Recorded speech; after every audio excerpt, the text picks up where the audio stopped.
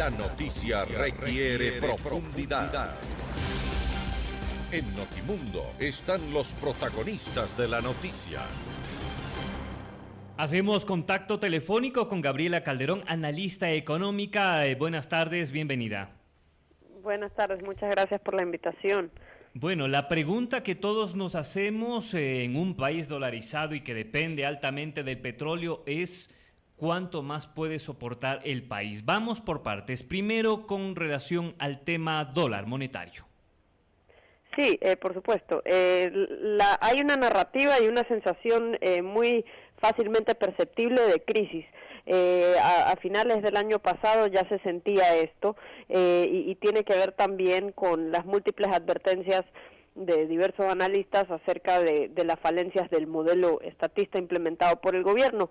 Pero da la casualidad, y esto es lo que yo he tratado de venir repitiendo en varios artículos, de que la dolarización ha resultado ser a prueba incluso del populismo. ¿Por qué? Porque lo que pasa es que la dolarización nos protege de una desagradable dupla que sufren otros países latinoamericanos con gobiernos populistas, como lo es la inflación y la devaluación. Cuando uno es un país en vías de desarrollo y no emite una moneda de aceptación a nivel universal, que es lo que le pasa a Venezuela, Argentina, también a Rusia, y los gobiernos son de débil institucionalidad y dependen de un commodity, en nuestro caso el petróleo, entonces los vaivenes del precio de ese commodity tienen una repercusión inmediata en el tipo de cambio y también asimismo las crisis políticas tienen una repercusión inmediata sobre el tipo de cambio. Estando dolarizados, ¿qué pasa? Nuestra economía siente un golpe por la caída del precio del petróleo, pero no sufrimos esa desagradable dupla inflación y devaluación. Estamos protegidos en contra de eso y a pesar de la caída importante que el petróleo ya había experimentado para diciembre de 2014, ningún organismo multinacional, ya sea el Banco Mundial o el Fondo Monetario Internacional, ni los bancos de inversión como Morgan Stanley, JP Morgan, Banco Latinoamericano de Inversión, Bladex, nadie estimaba ni crisis ni recesión en Ecuador. Todos estimaban que Ecuador iba a mantener un crecimiento menor que en otros años debido al impacto de la caída del precio del petróleo, pero nadie proyectaba, estando las cosas como estaban hasta inicios de este año, una crisis o una recesión. Claro, si bien no nos afectaría en la inflación, Gabriela, pero sin embargo sí hay un impacto de alguna manera, sobre todo en el tema de las importaciones, ¿no? Tenemos que reducirlas y los productos que usualmente se importaban tienen un costo más elevado. Esto a la conciencia, al sentir ciudadano, implicaría que en efecto podríamos estar entrando en una crisis y asusta, y también a pesar de que ha dicho el gobierno central que estamos preparados para una crisis, de todas maneras no sabemos cuánto más nos va a afectar. Bueno, yo discrepo de que en realidad es necesario reducir las importaciones porque tenemos el ejemplo de otras economías latinoamericanas dolarizadas donde el estatus de la balanza comercial ni siquiera se discute. ¿Cuáles son esas economías? El Salvador y Panamá. Y en la última década esas dos economías han sostenido déficits en su cuenta corriente, que incluye la balanza comercial, muy superiores a los que ha registrado la economía ecuatoriana. Incluso la economía panameña en el año 2011 registró un déficit en su cuenta corriente de 15% del PIB. El promedio, si tomamos el déficit, porque todos los años ha tenido déficit, en cambio la economía ecuatoriana solo ha tenido un par de años, algunos 3 o 4 años ha tenido déficit en la cuenta corriente, y esos déficits nunca han superado el 4% del PIB. Pero el año que la economía panameña tuvo un déficit en la cuenta corriente de 15%, creció igual al 8%, y de hecho esa economía que ha registrado déficits en su cuenta corriente todos los años, sin embargo ha tenido una tasa promedio de crecimiento económico del 8%.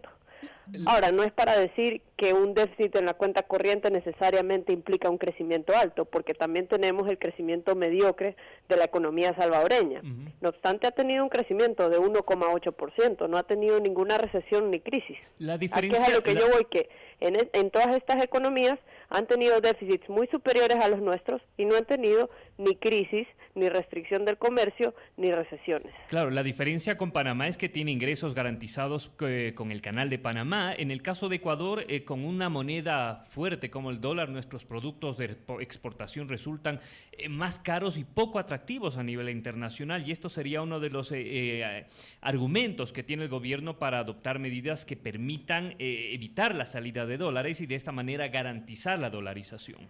Bueno, eso tampoco es cierto, porque en el caso de Panamá, Panamá ha tenido el canal desde hace muchísimas décadas y no ha tenido el crecimiento que ha experimentado en los últimos 15 años. Uno puede estar dolarizado y crecer de forma mediocre, así como también se puede estar dolarizado y crecer de manera espectacular, como lo han venido haciendo en la última década. A lo que yo voy es que sí protege en contra de crisis sistémicas, sí protege en contra de crisis de tipo de cambio.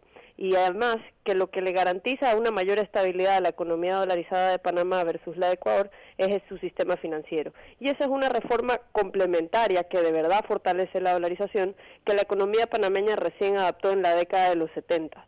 Es algo relativamente reciente, porque ellos están dolarizados desde 1904, pero ellos recién se integran su sistema financiero con el resto del sistema financiero mundial en los años 70. Y hoy en día es un centro financiero internacional que genera muchísimos ingresos y que actúa como un océano de liquidez conectado a ese pequeño lago de liquidez que es la economía panameña. Claro, hay más de 100 bancos, ¿no? Allá. Claro, o sea, hay más de 80 bancos de todas partes del mundo y lo que funciona es que ellos no tienen un fondo de liquidez, no tienen nada de eso, sino que lo que sucede es que todos estos bancos internacionales, cuando detectan una falta de liquidez en la economía, recurren a sus matrices afuera del país y traen la liquidez al país. Por eso es la metáfora que utilizó el economista de la Universidad Johns Hopkins, un pequeño lago conectado a un océano de liquidez. ¿Por qué nosotros no tenemos eso? Porque nosotros no hemos integrado nuestro sistema financiero al resto del mundo, porque no nos hemos vuelto atractivos en cuanto a regulaciones para atraer ese tipo de bancos a nuestro país. Ahora, Gabriela, ¿qué tanto peso tienen los acuerdos comerciales? Porque Panamá, recordemos que prácticamente vive de eso, ¿no? A pesar de ser un país relativamente pequeño, nosotros somos mucho más ricos en diferentes recursos y sin embargo, quizá no llegamos todavía a lo que ellos han llegado. ¿Qué es lo que puede hacer el Ecuador hoy por hoy? Hay que tener esto como un aprendizaje, ¿no? Sí, o sea, a mí me encanta que mencionas lo de que Panamá no tiene recursos como nosotros, porque eso es un excelente argumento para rebatir lo de que Panamá tiene el canal. Sí, bueno, ellos tienen el canal, pero ellos no tienen petróleo. Nosotros tenemos petróleo que posiblemente y muy probablemente representa mucho más riqueza que los que genera el canal. Pero bueno, volviendo a tu pregunta, sí, ¿qué es lo que nosotros podríamos hacer? Pues obviamente lo que nosotros nos conviene como una economía pequeña, aunque sí es más grande que la panameña, pero como una economía pequeña nosotros le sacamos mucho más partido a la apertura comercial. ¿Por qué? Porque a diferencia de las economías grandes que tienen mercados internos grandes, hay costos incrementados del proteccionismo para las economías pequeñas. Son precisamente las economías pequeñas a las que más les debe interesar la apertura comercial y porque nosotros de esa manera nos podríamos volver más atractivos para captar inversiones extranjeras que formen parte de una cadena internacional de producción, porque en una economía globalizada hay cadenas de producción internacionales y Ecuador debería posicionarse como un destino amigable a ese tipo de inversiones. Pero si le colocamos salvaguardias a más de 30% de lo que el país importa y muchas de esas importaciones son insumos de producción que encarecen los costos de producción en nuestro país, pues estamos espantando dólares de inversión y prácticamente logrando lo contrario de lo que se pretende, que es retener dólares en la economía. Estamos conversando con Gabriela Calderón. Gabriela, otro de los temas que preocupa dentro de esta coyuntura económica es el precio del petróleo. El presidente ha asegurado que el país está preparado para afrontar incluso un precio de barril de $20 en el presupuesto.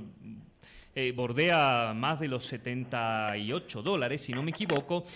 ¿Es tan cierto este panorama de que podría la economía ecuatoriana soportar un precio de barril tan bajo? Bueno, yo no sé qué entienden por estar preparados, porque yo no sé quién planea endeudarse a la tasa que se endeudaron hace poco, que es una tasa que algunos considerarían como deuda ilegítima y así lo consideraron de algunas deudas contratadas durante los 90.